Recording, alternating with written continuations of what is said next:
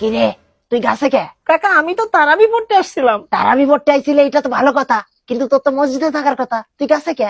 8 রাকাত পড়ে সালাম ফিরানোর পর কেমনে জানি আপনার পেয়ারা কাছে চলে আইছি। সালাম ফিরিয়ে তো আবার নিয়ত করার কথা, কিন্তু তুই আমার গাছে কে? সেইটা তো আমিও বুঝতেছি না কাকা। পেছন দিয়ে সিদ্ধ ডিমের থেরাপি দিলেই বুঝবা।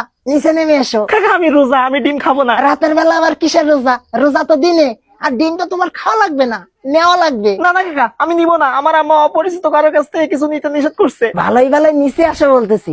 আমি যদি উপরে আসি, ডিম কিন্তু এক খালি নেওয়া লাগবে। আর যদি আমি নিচে নেমে আসি? বেশি না, 1 জোড়া দিব। এক জোড়ায় কয়টা হয় কাকা? তা কিসে পড়ো তুমি?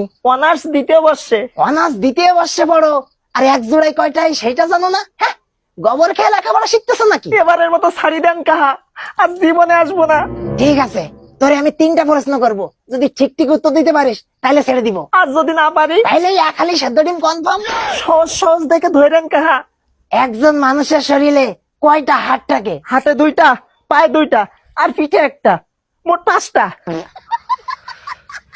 পিতার বয়স পুত্রের বয়সের 3 গুণ। পুত্রের বয়স যদি এখন 10 বছর হয়, তাহলে পিতার বয়স কত? আপনি আমার আগে এইটা বলেন, পুত্র আগে জন্ম নিছিল নাকি পিতা? 1 কেজি তুলা নাকি 1 কেজি লোহা, কোনটা বেশি ভারী? অবশ্যই লোহা মারি। তুই অনার্সে উঠলি কেমনে? ইন্টার পাস করে। ইন্টার পাস করলি কেমনে? এসএসসি পাস করে। এসএসসি পাস করলি কেমনে? করোনার সময় ছিল তো, অটো পাস করে উঠে গেছি। তুই চলি যা, এখান থেকে চলি যা, তোরে মারবো না, তোরে মারলে আমার পাপ হবে। চলি যা, তুই নেমে চলে যা, সোজা বাড়ি যা। ধন্যবাদ কা।